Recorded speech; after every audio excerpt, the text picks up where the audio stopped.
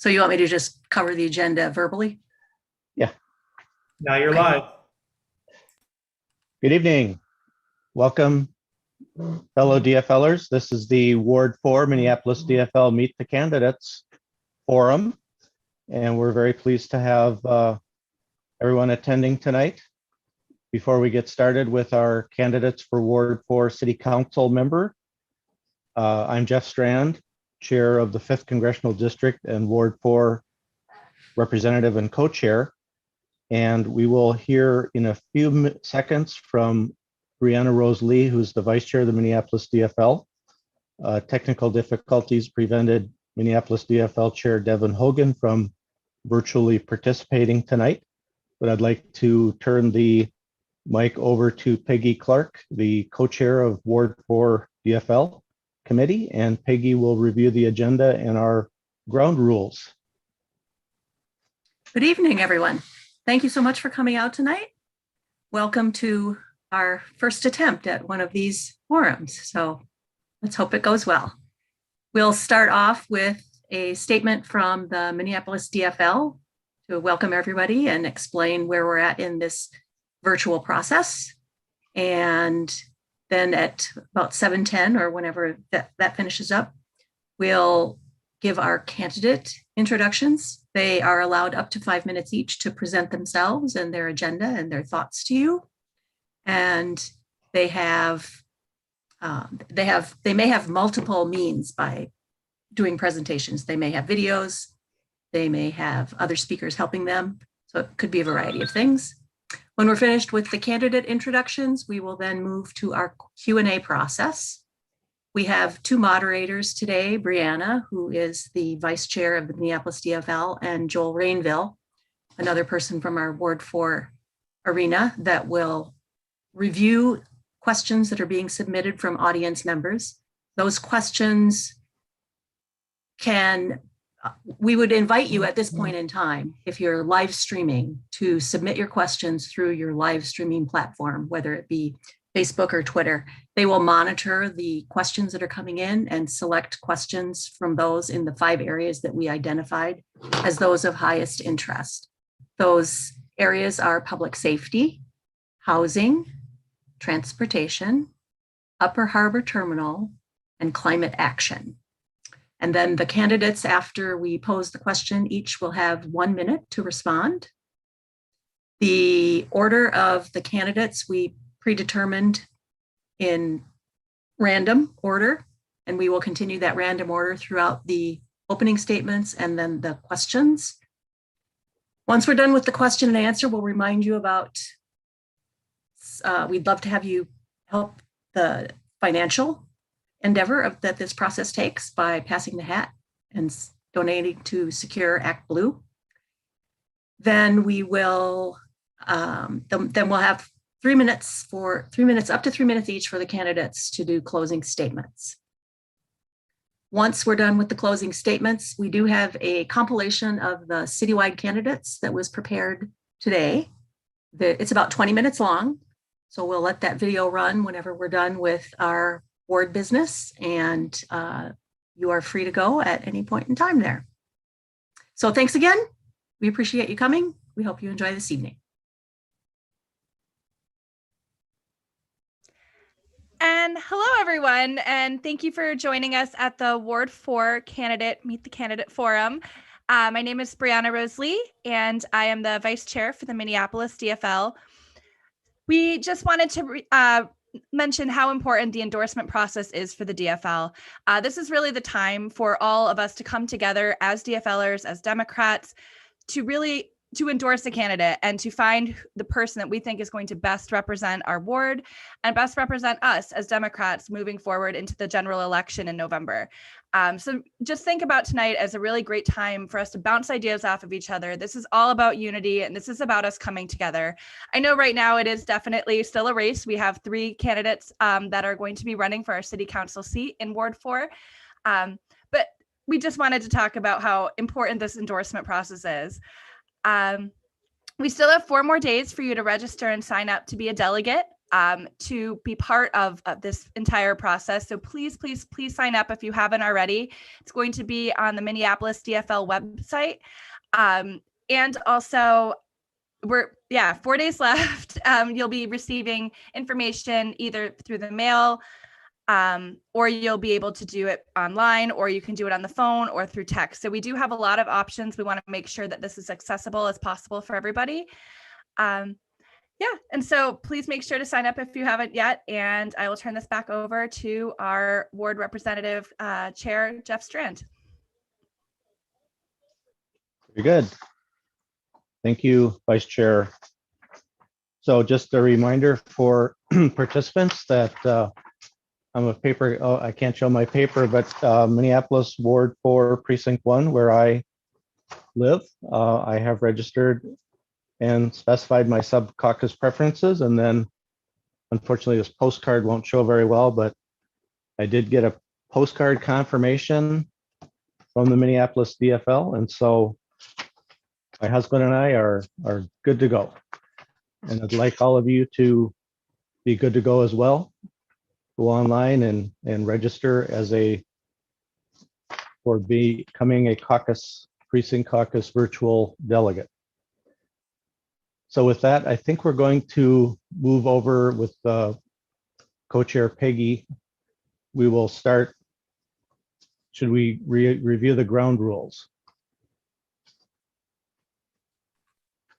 There. Peggy, Okay. the ground rules for our comments.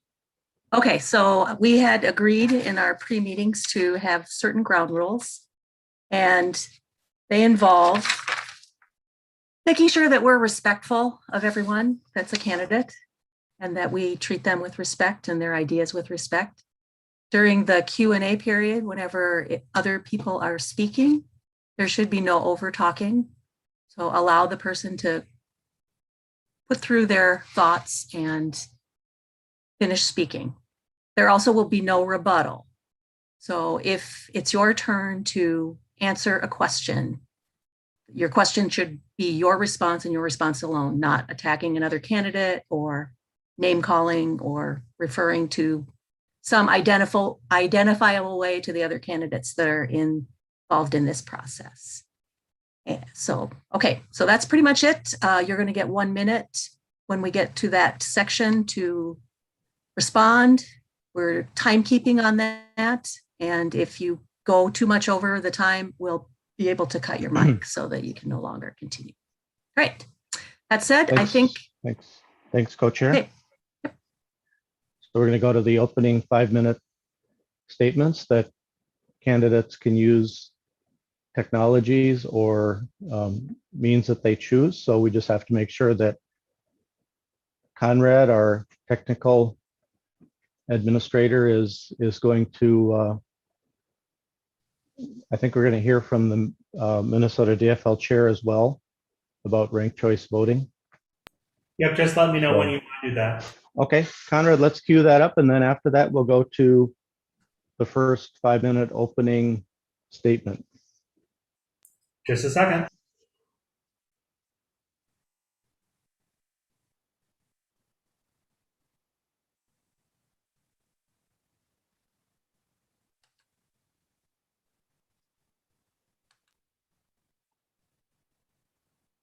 Hello, DFLers, and thank you so much for taking part in your local convention online. In light of the threat posed by COVID-19, the Minnesota DFL Party State Executive Committee made the decision to conduct the business of all of our conventions by an online balloting system. This preserves the power of grassroots activists like you to decide who our party supports and what our party stands for, while simultaneously protecting the health and well-being of Minnesotans everywhere. We have so many tremendous candidates running for office all across Minnesota. And right now, you're about to vote on which of these candidates the DFL will endorse from your community. To help reach an endorsement, we will be using ranked choice voting, which is meant to help our endorsements most fairly and accurately reflect the will of the voters. You'll be asked to rank candidates in order of preference, so you should pick whoever you support most as your first choice. And as long as your candidate remains viable, your vote will stay with them. However, if your candidate is no longer a viable option, your vote will be moved to the candidate you rank second. We would encourage you to keep sharing your support down the ballot and rank all of the hardworking candidates. This is how we will reach a consensus amongst the delegates. In this time of uncertainty and increasing political division, it is important that we emerge from this process united by bestowing an endorsement. Now, as you vote today, remember that the DFL party is committed to electing members of underrepresented communities to positions both within the DFL party and in public office. Here at the Minnesota DFL party, it's not wealthy donors or special interests that decides who our party supports, it's you. Grassroots democracy is at the core of who we are as DFLers, and I'm so grateful for you taking the time to be part of this process and shape who we are as a party. Thanks for all that you do on behalf of our party. Thanks for all you do on behalf of the state of Minnesota. Thank you and happy voting.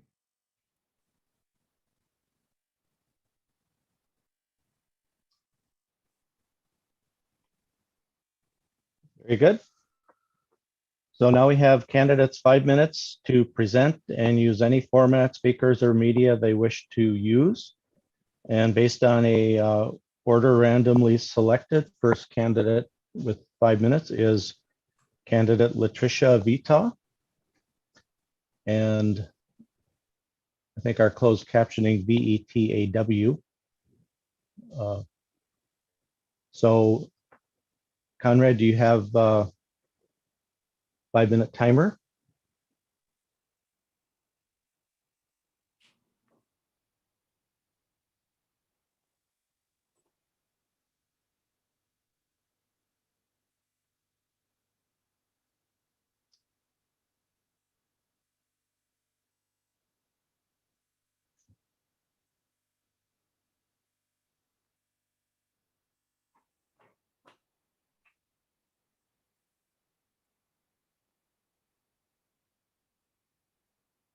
So we'll go with go to Latricia.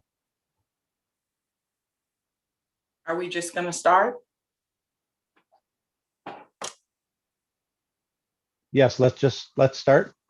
Okay, sounds good. Thank you. Greetings, everyone. I want to thank the Minneapolis DFL and the Ward 4 committee for putting on this forum, and thank you to everyone who is spending their time with us tonight. My name is Latricia Vita. I live in Willard Hay with my husband, Ronald, and our fur baby, Bobby.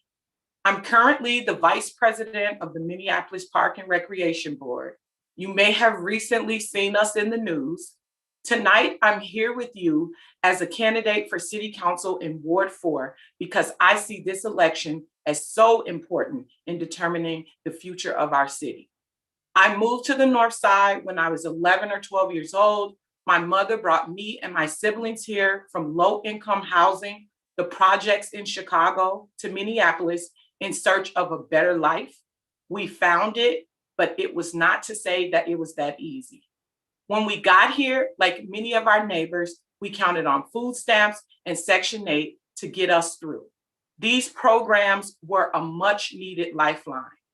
My mother taught me the value of hard work. I was the first person in my family to own a college degree. It wasn't a straight line from high school to college graduation. For one, I had to work my way through school with jobs like one I had on an assembly line at Dow Chemical making scrubbing bubbles. I worked in food service, everything from cashier to regional manager for companies like Culver's, all while serving as the foster care provider for my young niece and nephew. Respect for hard work isn't the only thing I got from my mom. Growing up, there wasn't a single election day that she didn't tell us how important it was to stand up and make your voice heard through the ballot box. She used to say that people die for our right to vote, for our right to determine our future. And looking back, I know just how true it must have been for her. It's that optimism that we, despite the challenges, the setbacks, despite the obstacles placed in our way, can not only find a better life, but create a better life for us and our neighbors that instilled my passion for politics. That's what I believe politics is about, creating a better future for all of us. And that's why I left my corporate job 17 years ago and moved into health advocacy, standing up for North Minneapolis residents when it comes to health disparities we face. I've worked with hundreds of Northside youth over the years, teaching these young people how to advocate for positive change through policy advocacy. In 2017, I decided it was time to step up and put myself out there as a candidate for public office. I ran for the park board at large, winning a seat in a long shot bid, but then again, I never expected anyone to pave my way. On the park board, I helped secure $5 million in funding for North Commons and $3 million for the 26th Avenue North Trail connection, and spearheaded the creation of the Walt Dietrich Innovation Fund, which fosters innovation recreation programs serving the Somali community, girls, and seniors.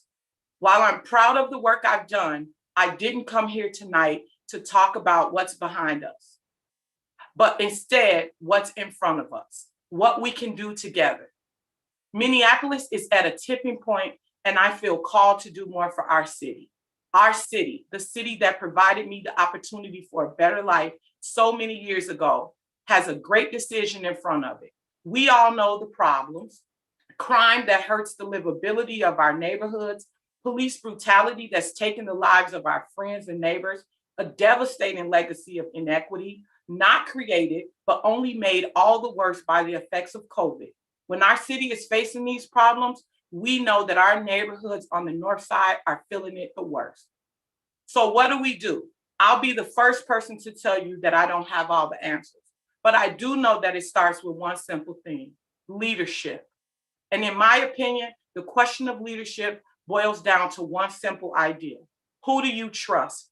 I'm asking for the trust of my neighbors. You can count on me to show up, to listen, even when I don't agree, to stand by my words, to treat everyone with respect, and to be a humble leader. Because I know this isn't about me. I'm not running for city council to make a stage for myself. I want to make it a platform for Northsiders. I'm a listener and a coalition builder by nature. I plan to work with the community instead of working to do things against the community.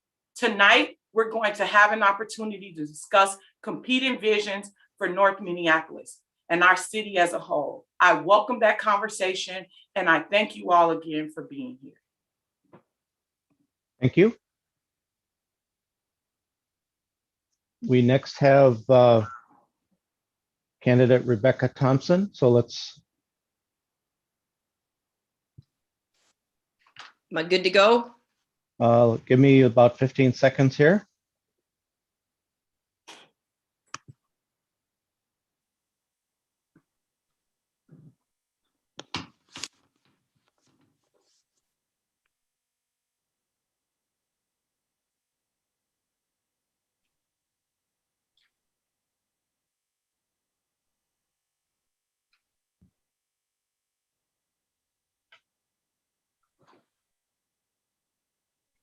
Okay, please begin. Hi, everyone. My name is Becca, Becca Thompson. I live in the Victory neighborhood, and I want to thank you all for being here and welcome you to my living room. Being on Zoom makes it feel as though maybe you're here with me in my tiny house. And I suppose it's a good place to start as to why I'm running for city council. There's not an inch of this house that hasn't been touched by my hand in sanding, painting, staining, scraping. When I bought it 11 years ago, it was all I could afford. And I fought very hard to keep it after my divorce so that my son could have a neighborhood. That short idea of my house explains so much as to why I love Ward 4. I'm a single mom. My next door neighbors are out there in January helping me shovel all the time. Guys down the alley fix my car. It's not because they have to do these things. It's just because they're good people. And I know that good people live and work in Ward 4 and know that sometimes you just have to work a little hard for the simple things. The neighbors down 43rd Street wave to my son and me and chat with us as we walk to the parkway. I've been watching him grow, they say. My son is 12. So, like Mr. Rogers, I would like to say you are my neighbor and welcome to my home. Yet this is politics. And we sit here today because each of us wants to make a pitch as to why you should let us represent you in the city. That's the crux of it, isn't it? Likely many of you are here because you're longtime DFL, or you've been contacted by one of the other many people in this Zoom.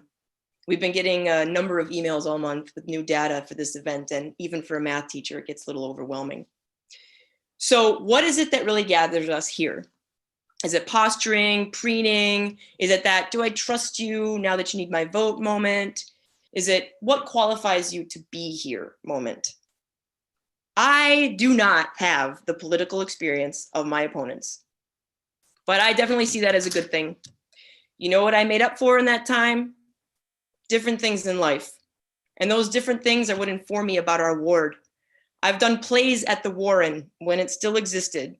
And once it became hot comics and collectibles, I've been there almost every day with my son. I tweeted the whistle at Weber Pool starting in 1995. Boop, boop, walk please. And have run up and down Victory Memorial Drive thousands of times in pursuit of the fitness needed to complete a dozen or more marathons. I've also lived extensively in New York City and Los Angeles, which gives me space to say quite specifically why it is that we need to protect what makes Minneapolis awesome. I believe we can be Minnesota nice and Minnesota just and welcoming and still keep our tiny homes. I know I've worked very hard to keep mine. When my son spent his 12th birthday under curfew, helicopters wandering overhead, I realized quite deeply that for all the statements and all the noise and all the promises, the most vulnerable in our community were being deeply overlooked: children. Then the extended violence started from carjackings to Logan and Lowry activity. One of my students from PYC over north came in to report one day that that crash that killed 3 middle schoolers on Knox were all kids she knew. I asked her why no one reported the car stolen when it was common knowledge in the neighborhood. She said, if people talk, you're next, and I know too much. She wasn't talking about the police. That's the disconnect that I see between our neighborhood and its safety and those who try to speak for us. And that's why I'm running. Because what is leadership? I'm a white 40-something woman with lots of education. Despite my best efforts, I'm still gay. I'm a single mom. Those are my demographics, which make up me. I can't change my age or my skin color or anything else that makes up who I am any more than anyone else can. So how do I relate to those different from me? Do I dismiss them, turn a blind eye? What is leadership? I believe leadership is seeing the whole person, infusing yourself into situations maybe you don't at first understand and making decisions accordingly. Governance is creating and maintaining a space where safety and order are so that we can discover our gifts and watch them flourish. This great experiment doesn't do much better when the teeter-totter slips toward the other end. I believe leaders need to be transparent, open to being wrong and admit it, and be trustworthy. I'd like to think that I'm that. And if you need confirmation of what I say, just walk across the parkway with my son and me, because my parents live over there in Robbinsdale and you can ask them. Thanks.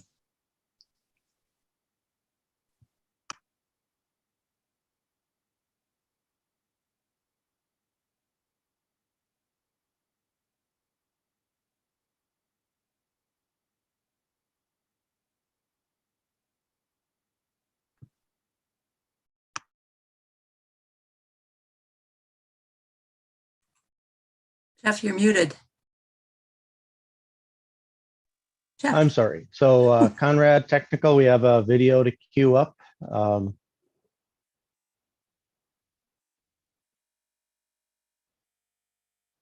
And so please let me know when Could you that share is it ready. as a YouTube video? I have a ton of tabs and I don't know where it is right now. Okay, just a second. Um,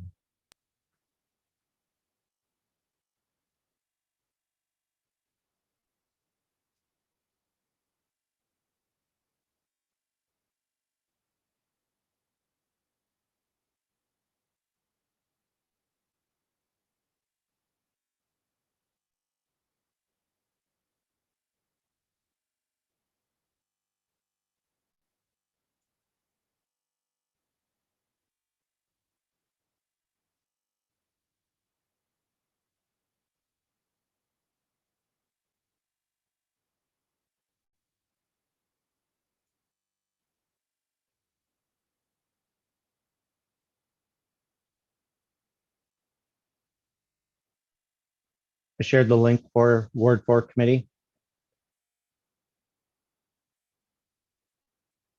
Okay, I'll put it up here soon. Okay, thank you. Thanks for giving us a few seconds there to get the technical matters queued up. So we'll go to Philippe Cunningham.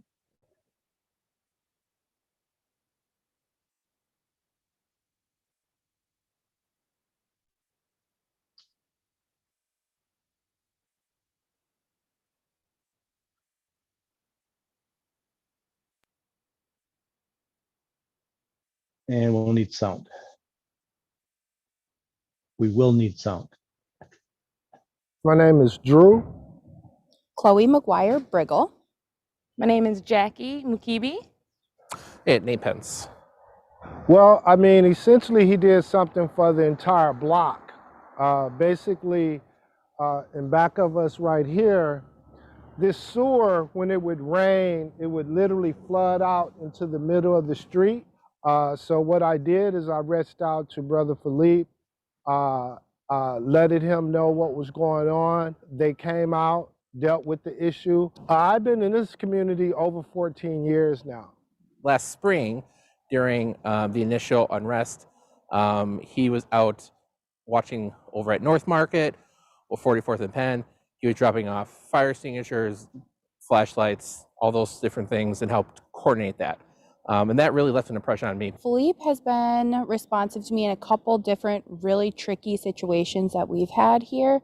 I actually just messaged Philippe on Facebook, and he called me within like 5 minutes and was able to help and tell me what to do in the situation.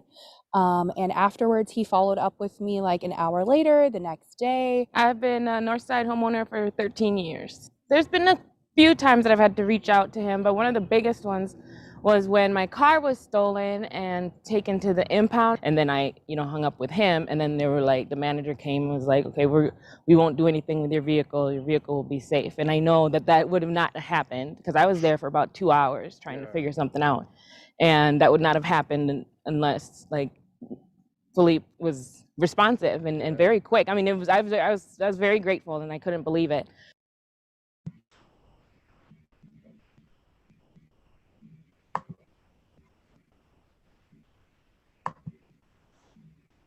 Good evening, everyone. I also have a short speech to share. Good evening, everyone. Najong. My name is Philippe Cunningham, and I gratefully serve as your Ward 4 City Council member. Thank you to the Minneapolis DFL and the Ward 4 Committee for this event tonight. Ward 4 is one of the most diverse communities in our city. Diverse not only in race and ethnicity, but also income levels, political beliefs, and lived experiences. Regardless which zip code someone lives in or the differences we may have within our diversity, we all share the same hopes and vision. A community that is prosperous and peaceful, that all of our neighbors can enjoy that prosperity and peace, and that it lasts for generations to come. Despite this shared goal, we remain up against establishment status quo politicians who continue to oversee investment into the disparities we struggle with every day. They have left the North Side behind in hope we wouldn't notice. But we can and will overcome these barriers that have held our community back for generations. We can and will build a Ward 4 that works for everyone. We can do this by working together to increase access to starting and sustaining businesses in our community and to home ownership opportunities. We can do this by building out a connected transit system that catalyzes community development and connects our neighborhoods with one another and the rest of the city. We can do this by transforming our public safety systems to be responsive to the diverse needs of our community and keep us all safe. I have been tirelessly leading this work on behalf of and fighting for our community for the last 3 years. Over the last 3 years, I have led work that has resulted in over $2 million being invested in Northsider-owned businesses right here in Ward 4, with 4 more major Northsider-led projects coming down the pike. This is unprecedented and a direct result of my leadership and work. Thousands of guns have been taken off the streets, and over 500 of the most active group and gang members have gotten out of the life because of work that I led with the Office of Violence Prevention. We have 11 major infrastructure projects ranging from rebuilding roads to building new transit lines, either underway at this very moment in our community or in the planning processes. We have built relationships with Hmong community leaders like the Hmong 18 Council and invested in addressing the specific needs of the Hmong community, like having a Southeast Asian community navigator at the city and designating Lowry Avenue as a cultural district for more resources to be invested in the Southeast Asian business owners along that corridor. This is all unprecedented. Ward 4 residents also have had unmatched levels of access to their council member, with me regularly hosting community meetings, weekly open office hours, and annual State of the Fourth Ward and joining community-led meetings. Together, we have made unprecedented progress in Ward 4. 5 minutes isn't nearly enough time for me to share all of the work I have accomplished for us in my first term, so please check out our website at cunninghammpls.org to learn more. Let's unite around necessary changes and lean into this momentum towards our shared vision of a prosperous and peaceful Ward 4. Thank you. Okay, fine, thank you. And thank you, candidates. And next we'll go to Co-Chair Peggy, and we're going to ask, first, this entire process, the Minneapolis DFL is sending out thousands of postcards and running events like this online and getting all the technical aspects of the virtual caucus convention. So to the extent that you can afford, we would ask that we're passing the virtual hat now, and we'd ask that you go to secureactblue.com. So it's secure.actblue.com/donate/Minneapolis DFL. And Jeff, MinneapolisDFL.org/donate works really well okay. too. Okay, fabulous.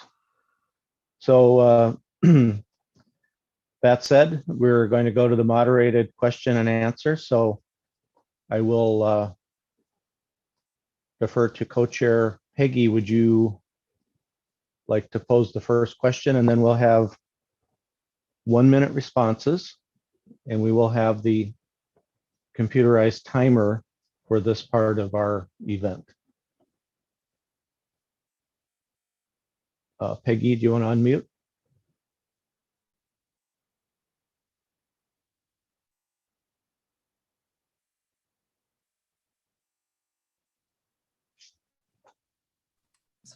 Okay.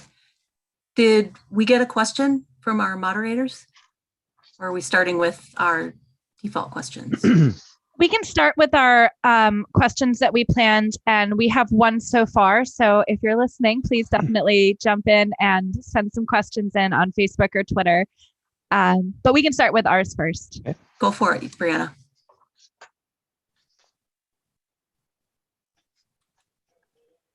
Oh, I don't have that list. Just a minute then. I have to pull it up. I saved it, but not in a smart place.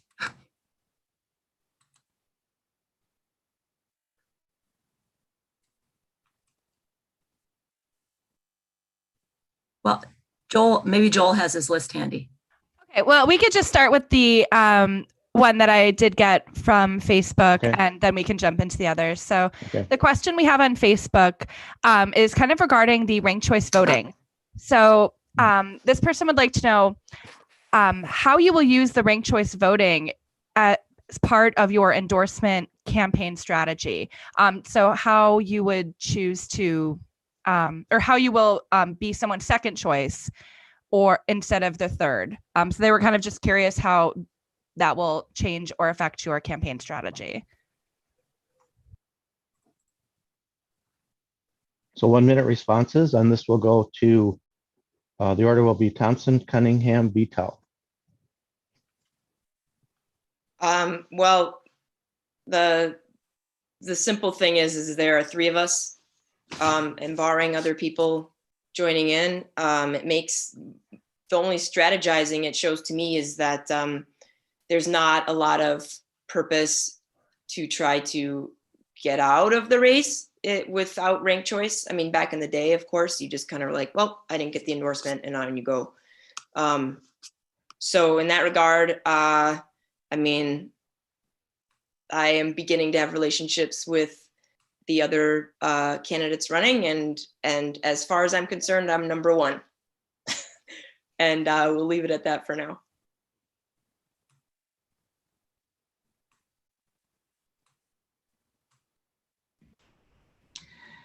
So I'll just go ahead and jump in. One of the things that I really appreciate about ranked choice voting is that it really allows for us to have a more robust, meaningful conversation related to the work that's needed and happening within our community. It really is an opportunity to build bases across different perspectives, lived experiences. Folks don't have to make an either or choice. They can really be able to lean into what they believe, who they believe in, and really be able to make a choice that feels right for them. That dynamic allows for us to have a more robust conversation and really helps us to steer clear of the negative sort of campaigning that we see when folks are forced with an either or choice. So if other folks that I talk to already have a number one, there's still space for us to be able to talk, for me to be able to earn their number two. So that is how I will be incorporating that into my process overall. Thank you. And Latricia? Yes, I'll jump right in as well. So, I've ran a citywide campaign, and one of the things that was really to my advantage was that we have ranked choice voting. I embrace ranked choice voting. I think it's great for new candidates.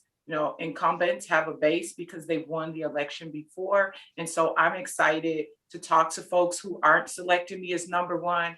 I'm encouraging them to select me as number two or even number three. I'm fine with either number as long as they select me and put me on the ballot, if I'm a candidate of their choice in any one of those ways, 1, 2, or 3.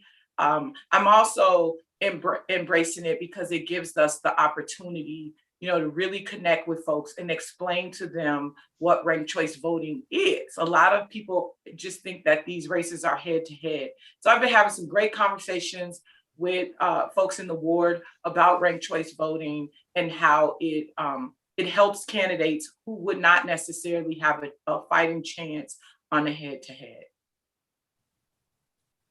Okay, let's go for the next question on housing. Public safety. You want to do public safety? Okay. What is the? Yeah, and this will be Cunningham, Vita, Thompson order. Correct. What is the one step the city council can take to repair the relationship between the Minneapolis Police Department and city residents? Thank you for this question. It's very tricky for us to be able to talk about the city council and police because of the fact that our current city charter requires or has complete authority of the police department over with the mayor. However, we do have the opportunity to really be able to build out systems of public safety that incorporate policing more collaboratively across other different kinds of public safety strategies like violence prevention, like community-based organizations and service providers. By us incorporating those sort of approaches together, the research shows very clearly that a collaborative approach produces better outcomes. The way that we increase police legitimacy is by improving policing outcomes. So that looks like not having a wide net approach, that looks like being able to have very targeted outcomes. And with that increase in legitimacy, that improves police community relations. Having police officers hand out hot dogs at a park is not actually the way that we achieve improved police community relations. It is by improving policing itself, and that's what we really need to be pushing for.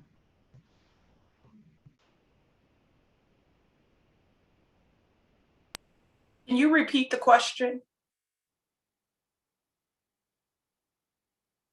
You're muted, Peggy. What is one step the city council can take to repair the relationship between the Minneapolis Police Department and city residents? Thank you. That's a great question. I think the main thing is being honest with city residents. I want to focus on impactful and realistic policy goals. So much of what I'm hearing sounds like vague, hollow promises, because so much of what we can do as a city is restricted. So again, I really want to focus on real goals, something we can do. I definitely think that that will help relations for folks in the city. For example, what types of 911 calls require a police officer response, arbitration agreements that make it hard to fire problem officers, etc. You know, like, I fail to see how this charter amendment solves any of the very real problems we're facing in policing.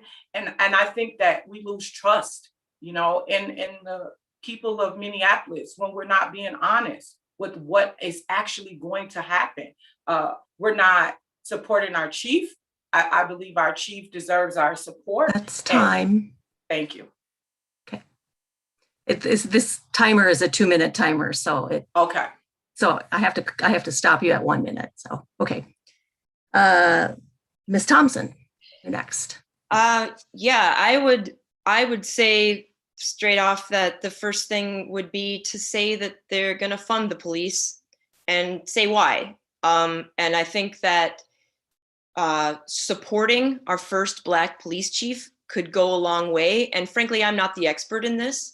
I do see the problems of what has happened since last summer, but it seems very clear to me that Chief Arredondo knows what he's doing, and I, from my background as a teacher, sometimes you feel hamstrung to be able to do what you're trained to do what you're good at doing, do what you know in your heart and in your gut is best for the people you serve.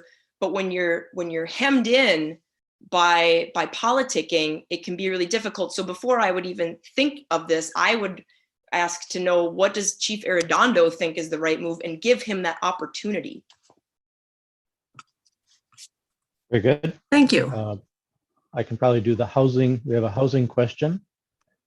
This order will be Vita, Thompson, and Cunningham. And the housing question is, can you share with us one way the City Council can address housing affordability in Ward 4?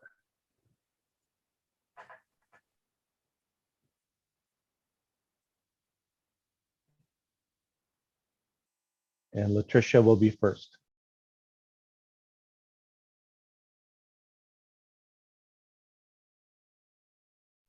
I'm sorry, I'm having a problem unmuting. The question was, what is one way that, can you repeat it? Yes. Can you share with us one way the City Council can address housing affordability in Ward 4? Yes, so one way I think is that we could work to adopt a cooperative metro-wide approach to affordable housing and meeting the needs of those who are unsheltered. Otherwise, we force those who can least afford to do so to move from place to place, searching for housing. The other thing is we can continue to prioritize the preservation of existing and creation of new affordable housing with the focus on those making 30 to 60% of AMI, and with a special emphasis on units serving those at or below 30% of AMI.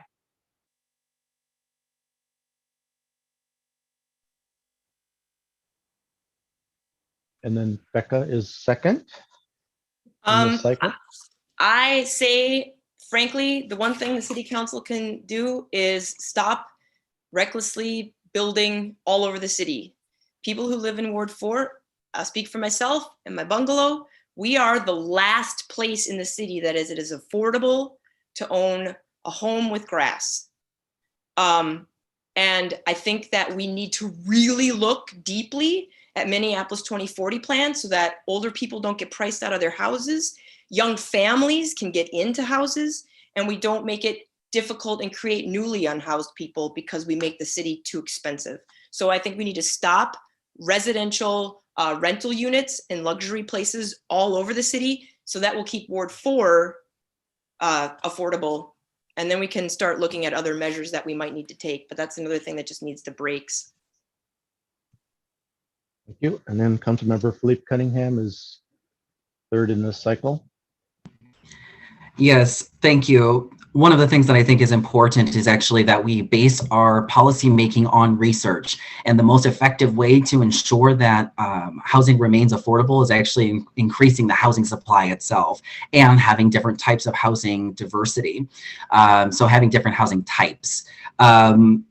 One of the things that we have to ensure, and something that I've been fighting for, is to make sure that the Affordable Housing Trust Fund, which a lot of folks like to put money into and then pat themselves on the back about how they're doing so much racial equity, but then none of that money actually is invested in Ward 4 because of the parameters. I've been fighting for years now. That is one of the big areas that we need to focus on to ensure that there's real investment in affordable housing, particularly multifamily housing options in Ward 4. And then the last thing that I've spent a lot of time working on, and I think is really critical in Ward 4, is affordable homeownership opportunities. Since I have been council member, there have been dozens of homes that have been built on vacant lots, and I have been fighting to make sure that they are perpetually affordable, as well as having options to be able to build community wealth. Thank you. Okay. All right, we have the next question is on transportation, and we'll start with Becca Thompson. So 2 parts. Do you have a preference for the proposed route shift of the Blue Line? And how will you ensure that Ward 4 residents benefit from regional improvements to public transportation? I'm so excited I get to talk first about this. I used to live in New York City, and as a Minnesota kid who moved to the big city, anybody knows, you're like, oh my gosh, mass transit, because Minnesota just only recently got it. I want to see the Bottineau line go from downtown up West Broadway. It can go into wherever it needs to go after that. But here's the thing, and some people in Ward 4 know, they get so excited about this. I want to bring back the streetcar, but like a high-tech streetcar, and you could have a line up Penn and a line up Lyndale. And that would connect so many people who could then get to the light rail mass transit that they need and get downtown, and we would have more green space, and that would be my dream come true. So that's and I think that the north side has completely been overlooked for so long. We are bus heavy. Everybody needs a car. My former students all worked all over town. So yeah, I know I'm at a minute, but yeah, I get excited about this. That would be like super high on my list. All right. Philippe Cunningham, you're up next. I too am very excited about this question because of my advocacy. Actually, the option for the Blue Line extension going down Lowry is actually an option. And so that is my preference. I would love to see the Blue Line go down Lowry because it really creates an opportunity for Ward 4 to actually be served. If it goes down Broadway, that doesn't even touch Ward 4. I am the Ward 4 council member, so I'm going to fight to make sure that we have connected transit that serves our community here.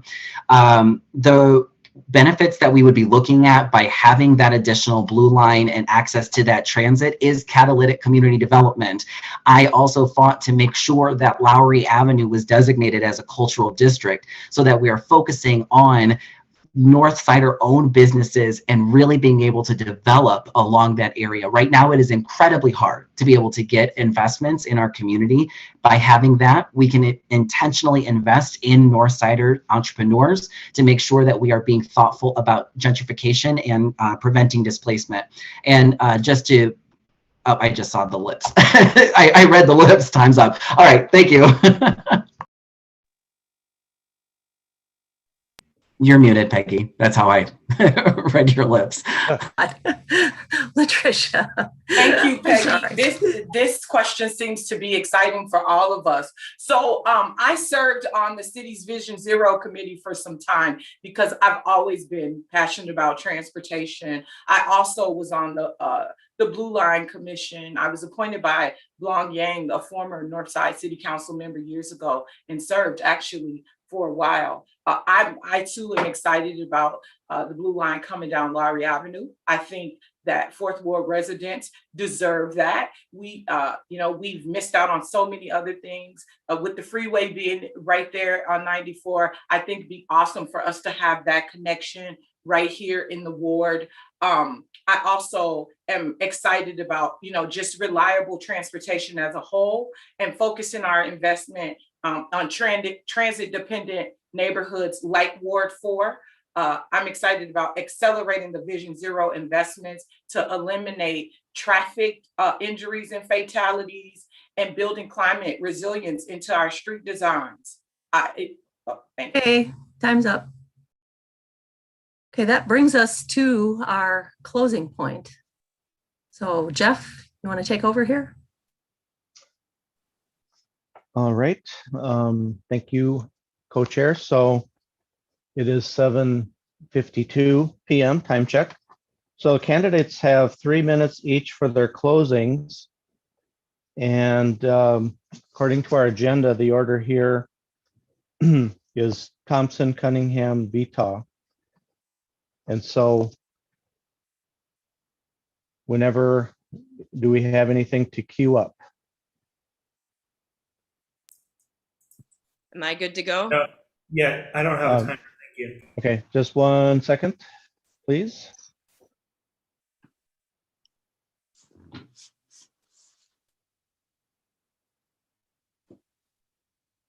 And whenever you're ready. All right, thanks.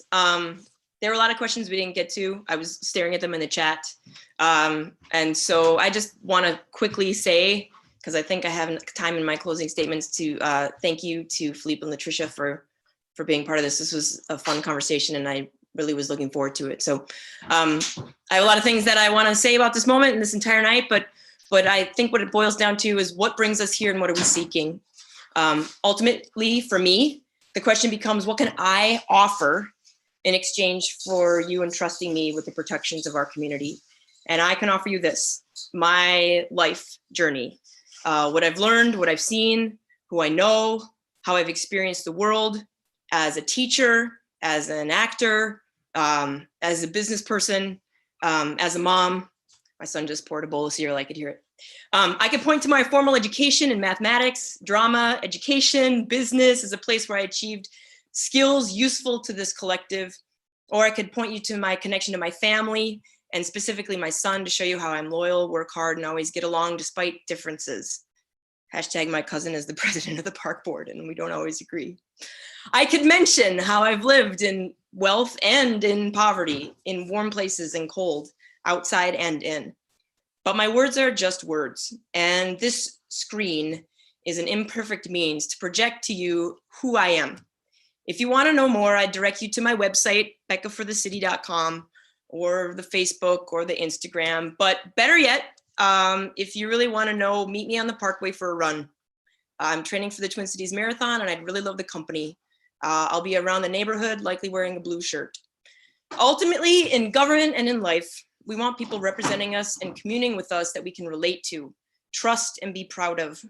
People who give us a sense of peace and confidence. We all want someone representing us to be the human symbol of what it means to live in our community and give voice to best represent us. Only you get to decide who and what that is for 2021. And for my part, I thank you very much for your time and thank you for everyone who put this on. Thanks.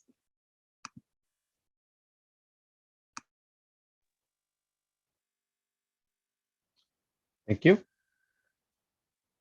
And next, Councilmember Cunningham. Thank you. For this DFL endorsement, there is only one candidate running who has a clear record of fighting for Ward 4 and producing results, and that's me. As you heard from Ward 4 constituents in my opening statement video, I have built a responsive, hardworking office staffed by Northside women of color. We work hard every day and resolved thousands of constituent issues faced by our community members.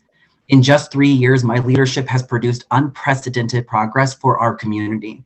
We have improved basic city services like plowing because I have been unrelentlessly fighting for equitable city services for us. The Upper Harbor Terminal project wouldn't be where it is today without my leadership. The project will now cultivate community wealth by producing jobs with on-site job training in childcare, affordable housing for seniors and families, much needed community spaces, commercial spaces that prioritize Northside entrepreneurs and green space. All of these things will benefit North Minneapolis.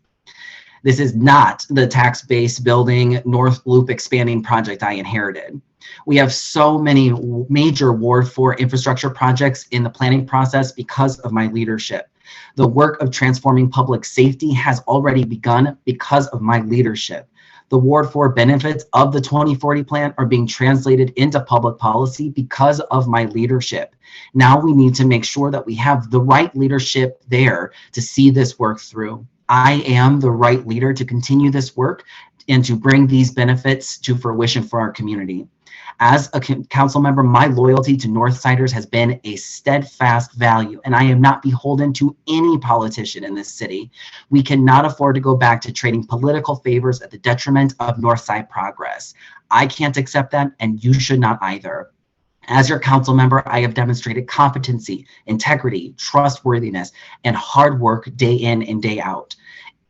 I strive for excellence in my service to our community. If you trust me with another term, you can count on those same values leading the work, continuing to lead the work from the Ward 4 City Council office. As a lifelong Democrat, I ask for your support in the DFL endorsement process by being a Cunningham delegate so we can win this thing and continue this transformative work together. Please check out my website at cunninghammpls.org to learn more details on my policies, my vision, and how to get involved with our movement to build a peaceful and prosperous North Minneapolis together. Thank you. Thank you.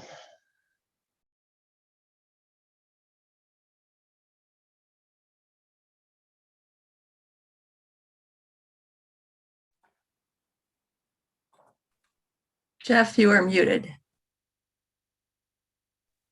Sorry, muting in between. And now we have Latricia Vito. Thank you 3-minute again. closing. Thank you, Jeff. Thank you again to our moderators, the Minneapolis DFL, and the Ward 4 committee. I also want to thank the other candidates. I know that public service is more than just a job, but instead a calling on all of us. No matter our differences, we are sacrificing time away from family and friends to be part of this process. But I'd be remiss if I didn't take this final opportunity to really bring this election into focus. We all know the stakes. The last 4 years in Minneapolis have been challenging. Some of our challenges were set upon us by factors far outside of our control, whether we're talking about the impact of the global pandemic or the weight of systemic racism, the legacy of which includes both the increased crime that our neighborhoods face on a daily basis and the discriminatory practices that have been used to police that crime. And yet some of our challenges were of our own making. My life and my mother watching us tonight have taught me that there's no shortcut for hard work. I'm not here to tell you that there are easy solutions to our problems. I know that there is no simple slogan that can fix this, what we face, what my mother faced, and what her folks face. No, we won't be able to fix these problems until we're working together and not caring about who gets the credit and where the blame should be placed. These problems will only be solved when we drop our own egos at the door and focus on what the people care about. They care about communities where we can all feel safe. That's why I support Chief Arredondo and his vision for reform. I know he cares deeply about our community. We need to be working with our chief, not against him. People care about affordable housing and shelter for those who won't have a roof over their heads tonight. That's why I'll fight to make sure the Northsiders gets its fair share of every city dollar put into making our neighborhoods more livable, and that some other parts of our city do their part to shelter people too. People care about economic opportunities and jobs. Northsiders are hardworking, creative, and entrepreneurial. That's why I'll make it my mission to make city government a partner and not an obstacle in growing good paying, attainable jobs in our community. Know that you can count on me to be a champion for us at City Hall. I'm asking for your support, Ward 4 friends. I promise we will get things done and have some fun along the way. You can check out more at Latricia Vital for ward4.org. Thank you.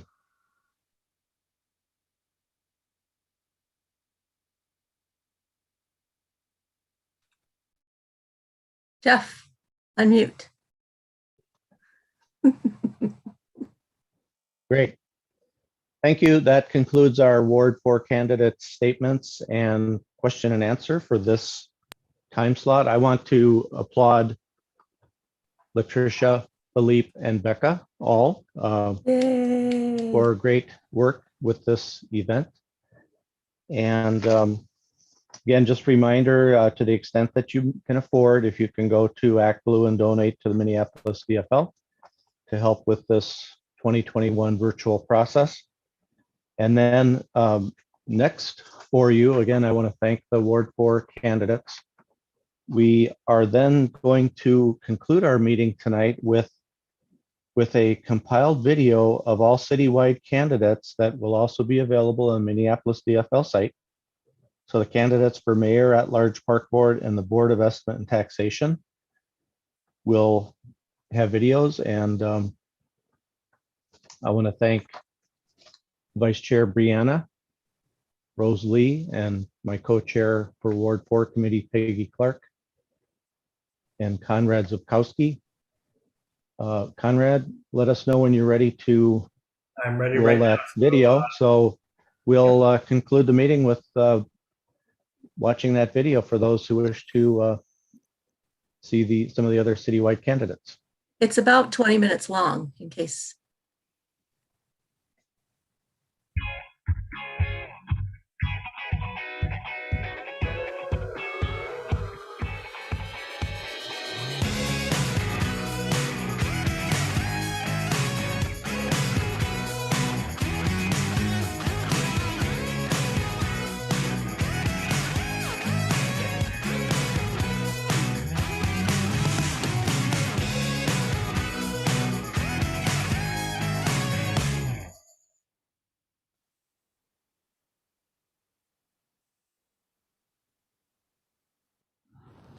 Hello, my name is Sheila Najad. I use she, her pronouns. This is Ruby, and I'm running for mayor of Minneapolis. I believe that the best solutions come from people who are leading change on the ground. I've been a community organizer and policy analyst for over 10 years. My motto is from the streets to the spreadsheets. I've been leading campaigns at City Hall for safety beyond policing for years. In my work with Reclaim the Block, we've moved millions of dollars that went on to create the Office of Violence Prevention and alternatives to policing, like the mobile mental health response teams. As mayor, I'll fight for real safety solutions that address the core causes of harm and violence in our communities and build true racial justice. I got an early start in cross-cultural movement building by way of my birth. I was born in Fargo to a Persian immigrant father and an Anishinaabe Norwegian-Swedish mother. I moved to Minneapolis 12 years ago to get my master's degree in public policy from the Humphrey School. I built working class solidarity as a restaurant worker and later union member, was board president of the Lyndale Neighborhood Association and lifelong renter. My campaign is called Sheila for the People because I want elected leaders who make it easy for everyday people to be involved in the decisions that affect our lives. From the streets to the spreadsheets, I hope you can join me. Check out more about me and our campaign at SheilaForThePeople.com. Thank you.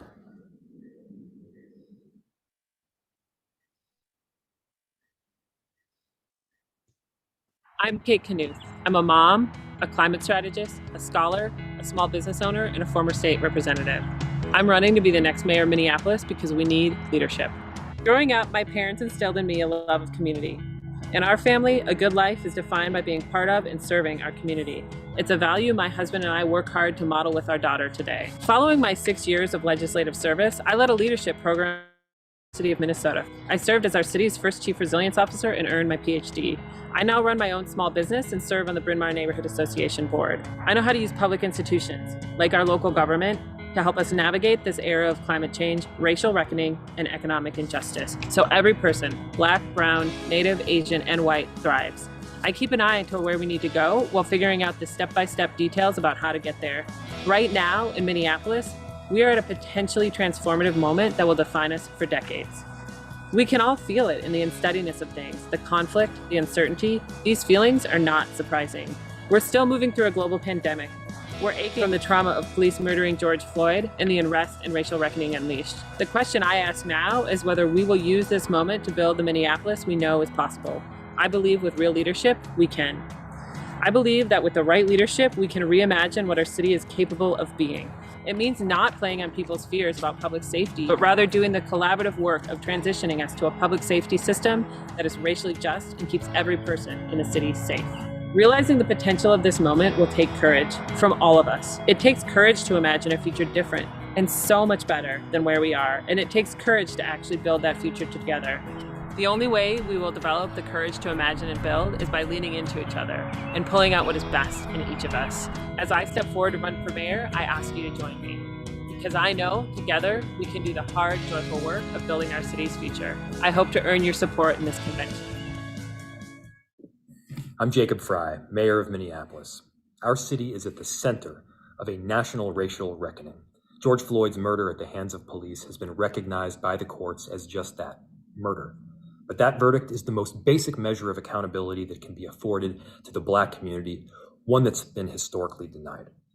And these cycles of tragedy and trauma aren't going to interrupt themselves. We've been doing the hard work. Our administration has invested more than any in city history to build inclusive community safety systems and support violence prevention.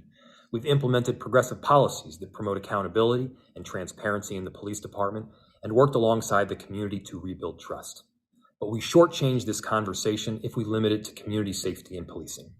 We've done big things over the last 3 years, from record-setting investments in affordable housing production and preservation to building new programs like Stable Homes, Stable Schools, which has effectively served thousands of public school children, over 90% of whom are BIPOC, and designing intentional vehicles like cultural districts and the Commercial Property Development Fund for targeted investments in BIPOC neighborhoods.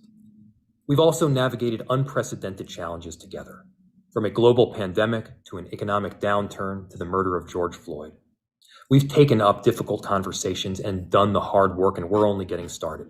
So let's have that dialogue. Let's chart a course, but let's not trade this opportunity for transformational change for the theoretical.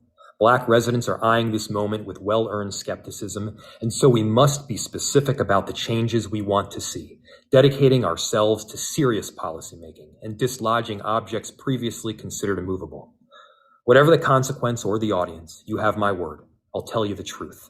I won't minimize the challenges to achieving progress. I'll continue being a principled leader, guiding this city to not just better times, but a fundamentally more just Minneapolis.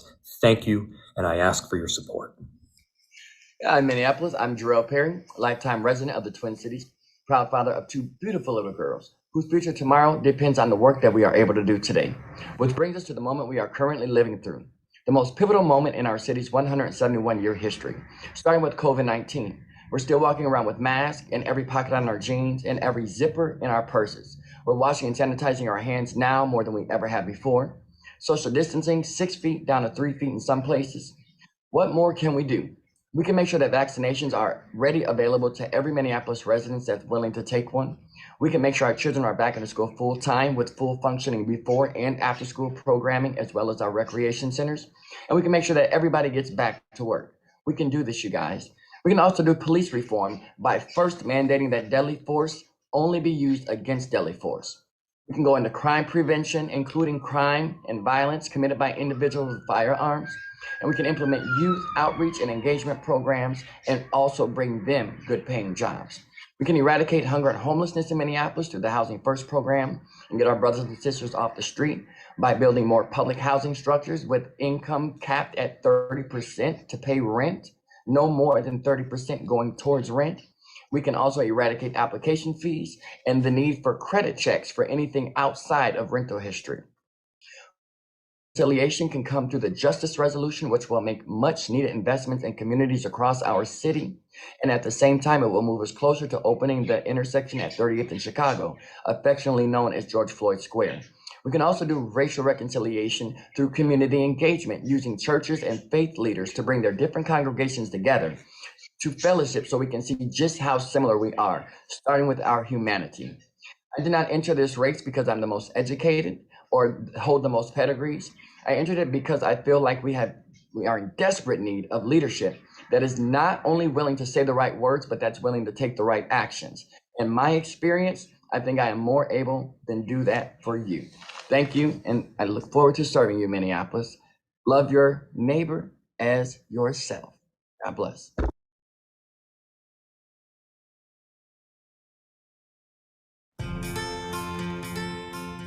I believe that better parks are possible, and we can make these critical community spaces more people-focused, equitable, and inclusive for everyone. Hi, I'm Tom Olson, and I'm running for Park Board Commissioner at large. I have several years of experience working in government and politics throughout the state, including at the Attorney General's office, the Minnesota Center for Environmental Advocacy, the Minneapolis Community Environmental Advisory Commission, and at the Minnesota House DFL, where I currently work as a communications specialist. In my current role, I work with several legislators and the People of Color and Indigenous Caucus, which has ingrained a racial equity approach into everything I do. Each of these experiences has taught me how to build bridges and work with folks from diverse backgrounds and across the political spectrum. I understand that many of the issues we deal with at the Park Board are nuanced and require the consideration of multiple viewpoints. As an at-large commissioner, I will represent every community and take into consideration the needs and desires of everyone. Yet Minneapolis is home to some of the worst racial disparities and segregation in the nation, and I see it as my job to intentionally uplift and empower the voices of our Black, Brown, and Indigenous communities. There's so much we can do to uplift our community spaces, open parkways to pedestrians, empower our youth voices, and to treat our unhoused neighbors with dignity and respect. There's more to discuss, but know that my moral philosophy centered on equity, community, and the environment will guide my decisions as your commissioner. I look forward to working with and learning from you all. Thank you.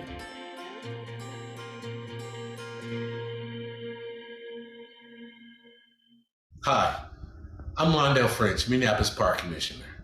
I'm asking for your endorsement for re-election to the Minneapolis Park Board. In the past few years, our parks have become more essential to the fabric of Minneapolis. With the COVID pandemic, the murder of George Floyd, and the uprising that followed, our parks have been everything.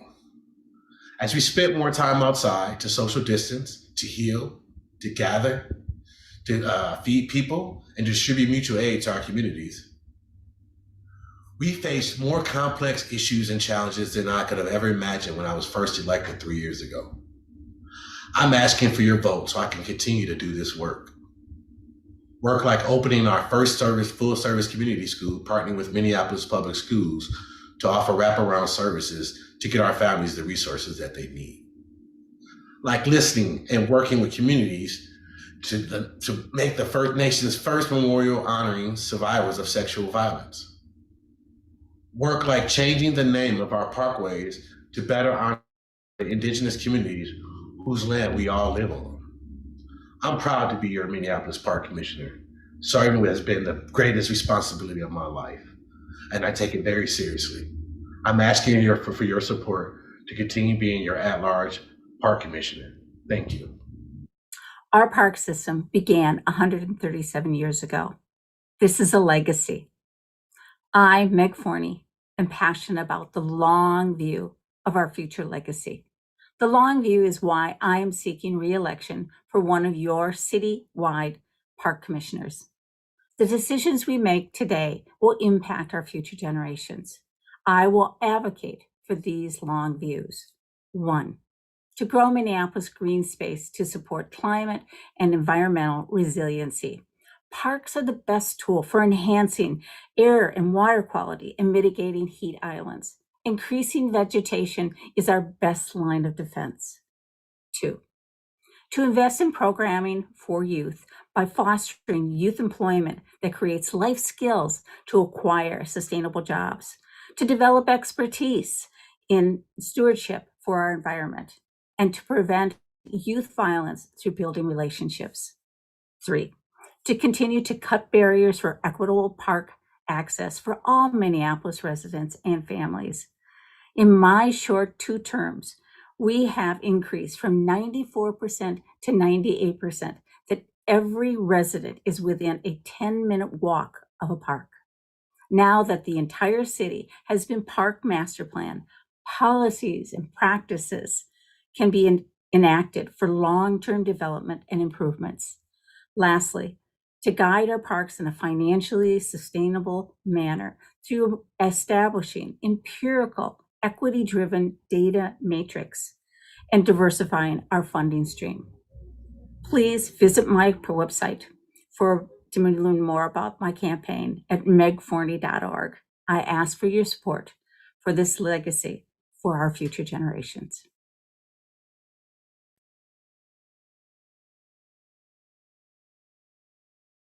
Hello, Minneapolis DFLers. Steve Brandt here, candidate for the Board of Estimate and Taxation.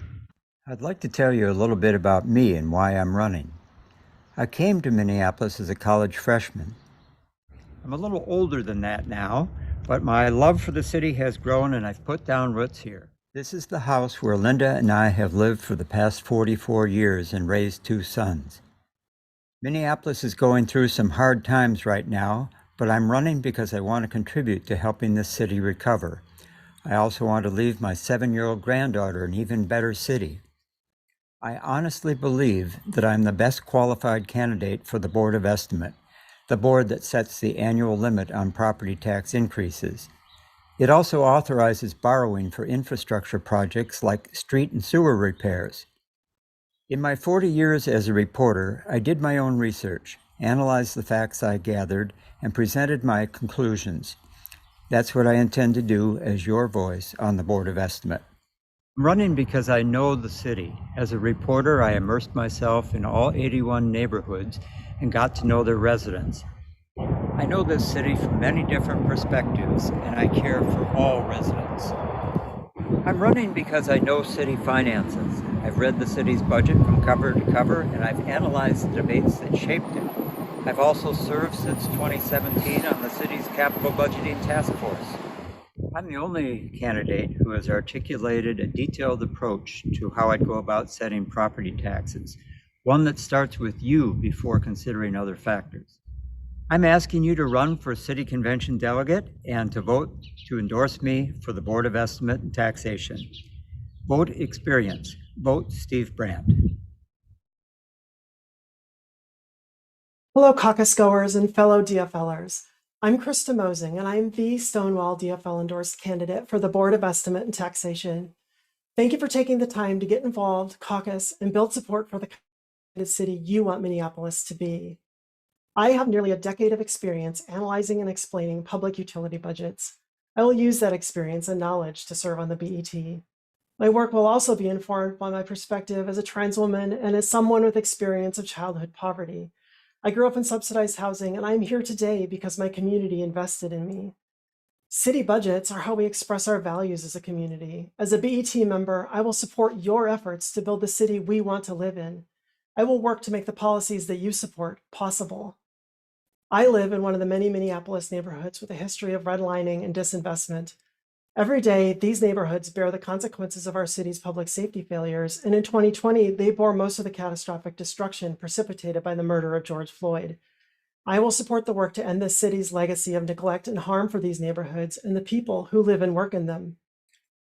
I earned Stonewall's endorsement for this race because I'm committed to the values of equity and inclusion embraced by our community. I will examine every act of the BET through this lens. As a BET member, I will amplify the voices of those who have historically been excluded or marginalized by city budgeting processes. My campaign is already building greater understanding of the BET and what it can do for the city. To learn more about me, my campaign, and about the BET, please visit my website at krista4.bet. There's an email Krista link if you want to contact me directly. Once again, I appreciate your time and involvement in this process. My name is Krista Mosing, and I ask humbly for your support and your endorsement to serve on the BET. Thank you. Several days a week, I wake up at 4 a.m. It's a little before 5, and I'm going to work. I've been doing this line of work for the last 13 years, working in a grocery store. It's been scary this last year, especially as a frontline worker during a pandemic and getting an early case of COVID. The pandemic has impacted my family on a financial level.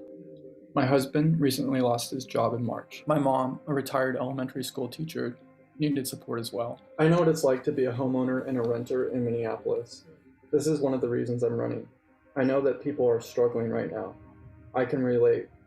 We need to have a tax ban now that is cognizant of the fact that people are struggling and having a hard time paying rent or paying their property tax. The other element of why I'm running is to protect social services. We have to be careful to not cut taxes too much so we don't cut funding for our social programs. Social services are going to be essential to keeping our city going. Our city is in a crisis. I literally run to crises. The Minnesota Senate passed a resolution honoring me for saving a person's life. I pulled a person out of a burning car on Highway 94. This is me, an everyday working class Minneapolitan. I see the tax plan, how it affects people's lives, and not as a number. Know that if you've struggled during this pandemic or known somebody who has struggled, know that I'll be fighting for all of us. Please join the campaign at www.az4bet.com. Thank you.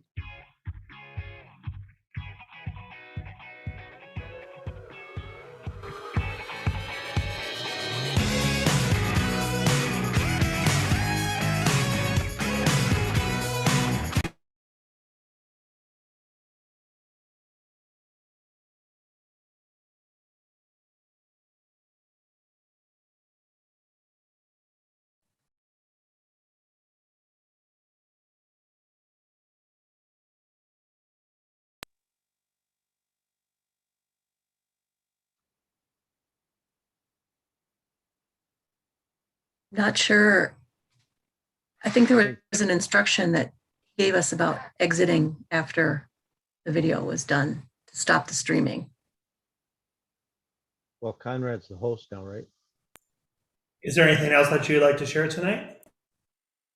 Thank you, Conrad. I was just As wondering, always. do you know how many people participated can you tell from the streaming? Yeah, I'll tell you after I close the streaming. Okay. Okay.